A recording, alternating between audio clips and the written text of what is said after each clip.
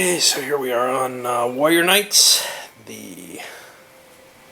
What may be the final turn. We've got a king crowned, and he's got enough points, 13 here. Add to that what he's got on the board, 1, 2, 3, 4, brings him up to 17. One more for being king, 18. He's got a 2-point buffer to protect him. Of course, everybody's going to jump in to stop him, because with the victory conditions in this game, as opposed to the ones I proposed in the last vid, it does become sort of a, whoa, he's going to win. Winning is everything. Let's stop him. Maybe one of us has a chance. Even people who don't have a chance, like yellow, are probably vaguely in support of him not winning right away. They want to expand their own holdings, maybe at the expense of other players. Who knows?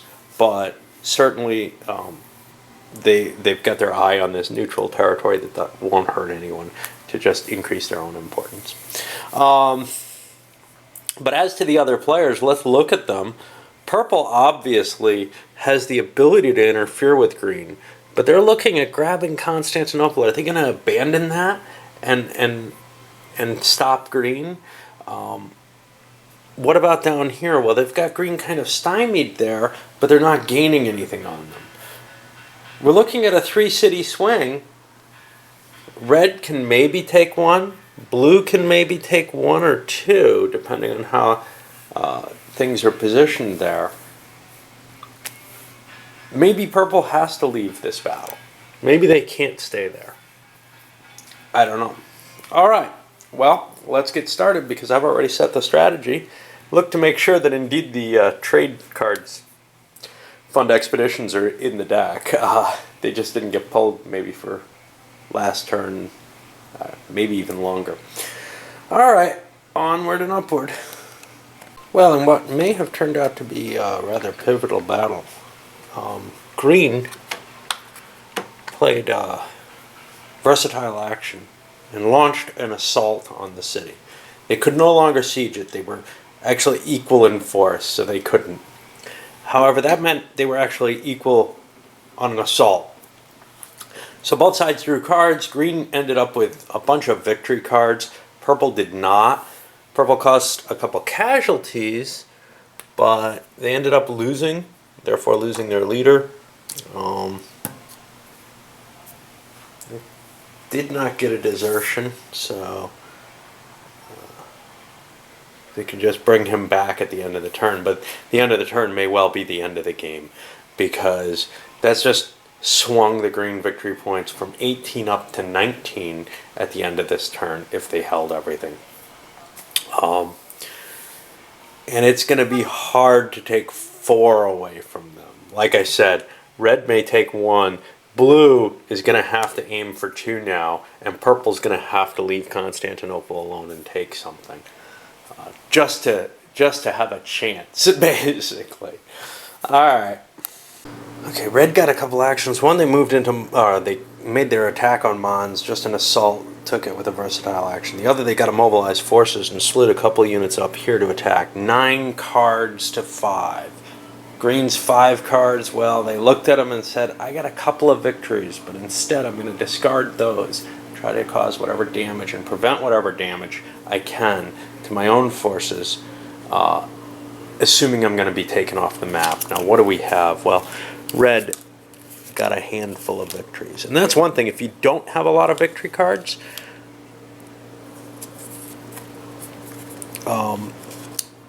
you're going... That means there's more likelihood your opponent has a handful of them.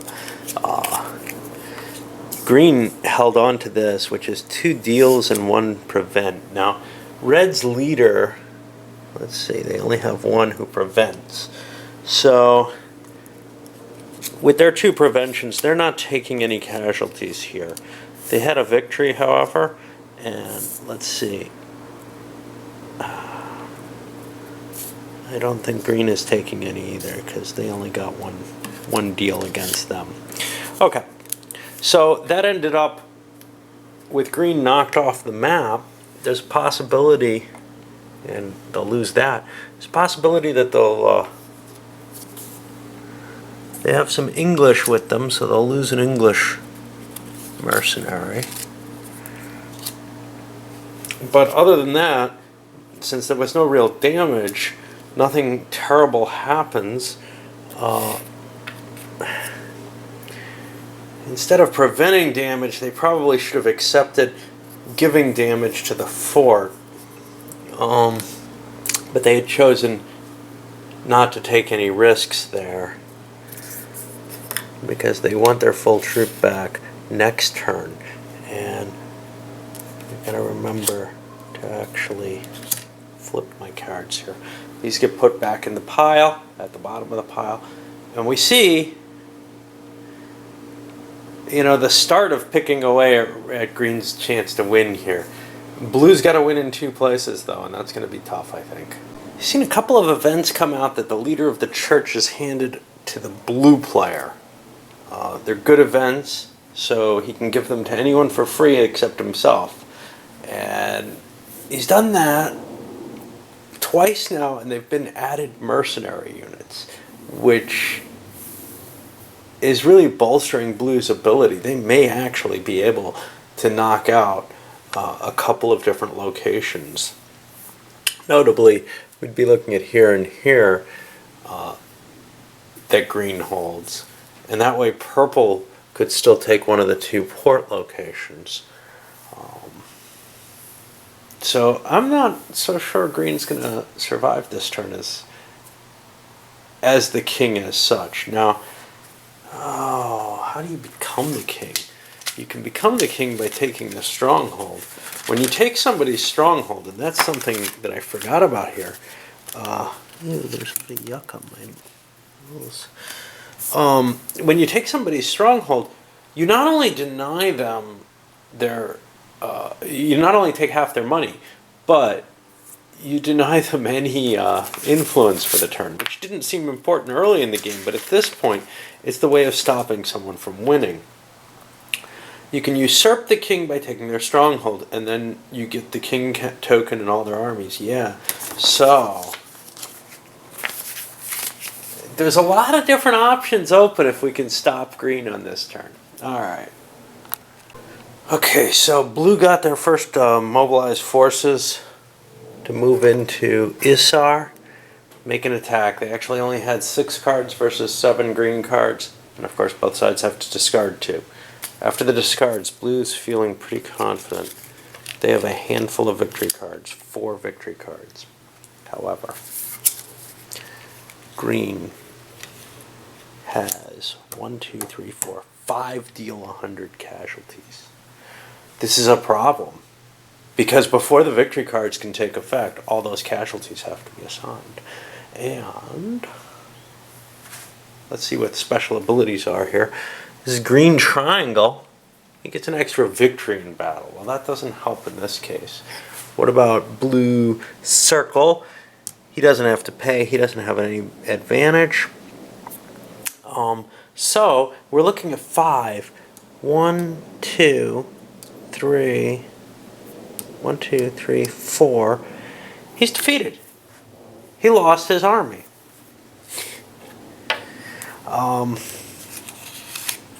And that's something we haven't seen before, because people are always picking for the victory. But if you get enough cause damage cards, you can crush the enemy.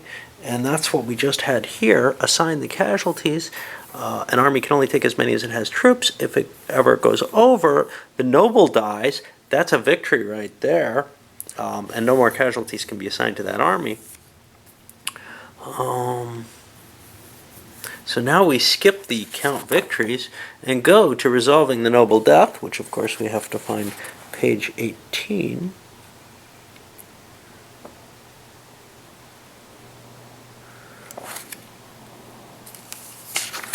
Wait, what? Any casualty tokens on armies in which the nobles did not die yet. Okay, so 18, we draw for deserters. Well, we're losing casualties. I have to lose 100 strength of mercenaries. I'm going to have to lose all my mercenaries here because everybody was covered. And this was Circle. All he's got our mercenaries. They're going to end up here. He's going to end up off board, and he's actually exhausted if it matters. That's about it, really. That was a total defeat, and that's a sign that green will probably win. Because remember, both blue has to take 2, and purple has to take 1. So unless, maybe black can fly up here and make an attack, it's looking like green is going to get that victory off. All right, on to more. Okay, well, yellow used their special ability, actually, to pull a versatile action back and play a draft soldiers, which forced wages to be paid and also gave them, well, a cheap option to produce mercenaries. I haven't dealt those out yet, but the short end of it is green didn't have enough money to pay their troops. All those king's soldiers, they count as regulars, they still cost. So his mercenaries defected, and he's a little weaker than he was a few moments ago. One of his guys is off map. But I'm not sure if that's correct. He should have probably been on the map, I think. Oh no, he got defeated back here. Okay. So yeah, he's got less troops available, but there's still this fundamental problem of how many things can attack him. And it's got to be 3, and it's right now looks like 2, unless this black circle can make it up there. If he's got a mobilized troops card play available, and I don't know if he does. I don't know if he was planning on that attack. Well, there's one somewhere. It could be buried in here, in which case it doesn't help. But if it's in here, he gets to slide up and make another attack. And with green weakened, it might actually pass. There might actually be enough attacks. Alright, I got to deal out the mercenaries, and then we start onto that third deck. Speaking of which, mercenaries were bought. A lot of people bought them. Chances are there's not going to be another wage phase, so seemed like a good idea. Well, green had a mobilized forces card in their last deck, and they gathered their forces and attacked here at Frawley. Now, they were actually at a disadvantage, and their hope was to cause more casualties. But what ended up happening with the draw of fate card, the kind of, you don't know what's going to happen yet, is they actually ended up overcoming the blue player by 1 victory, because their leader, who has a extra victory, and have won the battle. Blue has to retreat, and I've already checked using fate cards to see whether or not they lost any mercenaries. They did not. They have to retreat to an area not containing an enemy city. Well, this is allowed. It has to be adjacent. They're going to lose this city, though, and that just changed the whole dynamic. I don't think it's possible for green to lose at this point, because even if blue and purple and black all attack one city, we're still going to be up 1 from where we were. So I think the numbers have just fallen to the point where green cannot lose, because they managed to get lucky in this battle. They were looking at almost certain defeat, because they didn't see any reason why this black unit wouldn't be able to get them.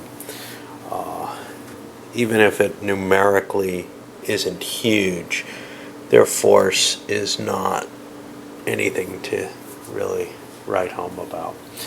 Okay, I'll put those cards back, and we'll push on and see if anybody can stop green at this point.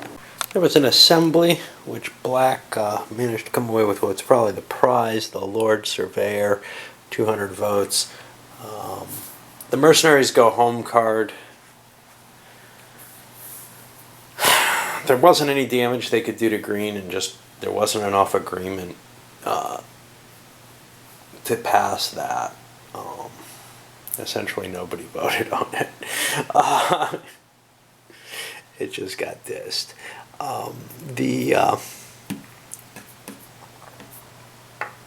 The final one was, let's see, blue picked up the Condottieri, which, if the game passes further, might mean getting a free troop. Maybe unlikely because of the low values on the mercenary track.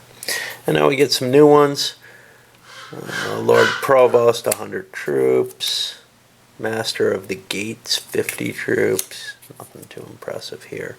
And a salt concession, 3 extra crowns each taxation phase. It's the first concession we've seen. That goes to a baron. Well, guess we'll press on through this deck, see what happens. One thing about the assembly that I kind of dislike is the hidden votes aspect. I know that's, maybe allows weaker players to pick up titles and to give votes to go their way by bluffing, etc. But I prefer a game. First of all, I prefer it not to be expended votes, to tell you the truth. I like how Twilight Imperium handles that, where you've just got so much influence and you can pass things depending on what planets you've already tapped. In this, however, I can understand I'm expending influence to make a vote go my way. What I don't like is nobody really has a good feel for how much vote they need. For solitaire play especially, that's kind of painful. It's nicer not to have that hidden playing. I end up rolling dice to make decisions in solitaire play, and I don't like rolling dice for that. Alright, let's finish. Black launched a battle about even on Bannock, and they were actually defeated. The green had a bunch more victory cards that they drew. Black tried to do enough casualties. They did hardly anything, but came close. And there wasn't much there for green. However, green also had another couple hits they could take on the city, so there was more than it looks like from the cards. Black's leader's killed, and what's bad about that is his title goes away. Now, if these titles were cooler, and like the Admiral is, in the way that, say, Kingmaker titles were, you'd feel very unhappy with a title just disappearing this way, and I kind of do. I feel like titles, I'd rather have them handed out and remain throughout the game as things that the powerful nobles were. They're not something that's just assigned to someone and then they die and then nobody has it. Somebody has it. Now, I think that they should always exist. They shouldn't just be assigned to nobles who are necessarily in the game or whatever. So there's a lot of intricate systems that I've built for the game that I was designing to handle, who's holding what title at what time and creating new jobs, etc. But in this case, it does feel kind of strange to have it just disappear. Now, this one doesn't matter too much. It's just some maintained troops. Maintained troops are maintained troops, but things like the Admiral with their special ability, it's kind of sad to see them disappear and nobody retain that ability. These cards go back. It looks like green's got this in the bag, though. And indeed, blue and purple did not have mobilized forces. Purple threw a...